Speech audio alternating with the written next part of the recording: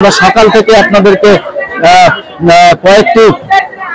কয়েকটি আমরা কিন্তু লাইভে আপনাদের দেখিয়েছি যে শিক্ষার্থীদের যে বৈষম্য বিরোধী আন্দোলনের এই চিত্র, এবং এখন কিন্তু যেটি আপনাদেরকে দেখাচ্ছি যে খুলনা বিশ্ববিদ্যালয়ের সামনে এখন কিন্তু পুরোপুরি রণক্ষেত্রে পরিণত হয়েছে। এক পর্যায়ে পুলিশ কিন্তু শিক্ষার্থীদের ধাওয়া খেয়ে তারা কিন্তু 0 পয়েন্ট এলাকায় চলে গিয়েছে এবং শিক্ষার্থীরা কিন্তু তাদের ধাওয়া করে এখান থেকে সরিয়ে দিয়েছেন। এবং সকাল থেকেই কিন্তু তারা বাধা দিচ্ছিলেন শিক্ষার্থীদের খুলনা নিউ মার্কেট এলাকায় সহ এবং বাইতুল মসজিদ এলাকায় বাধা দিচ্ছিলেন। আমরা সেটি আপনাদেরকে লাইভে দেখিয়েছি এবং পরবর্তীতে কিন্তু শিক্ষার্থীরা কিন্তু তারা একত্রিত হয়ে তারা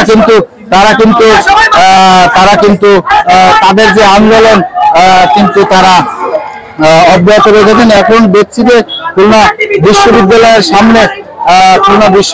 সামনে কিন্তু শিক্ষার্থীরা অবস্থান নিয়েছেন এবং শিক্ষার্থীরা কিন্তু চলে যাচ্ছেন। আপনারা দেখছেন যে পুলিশকে ধাওয়া করে তারা কিন্তু একেবারে 0 পয়েন্ট এলাকায় নিয়ে গিয়েছেন, কিন্তু পুলিশ বিপুল পরিমাণে যে টিয়ার শেল নিক্ষেপ করেছিলেন সেই টিয়ার শেল কিন্তু উপেক্ষা করে শিক্ষার্থীরা যাচ্ছিলেন এবং এখনো তারা কিন্তু সামনে অগ্রসর হচ্ছেন।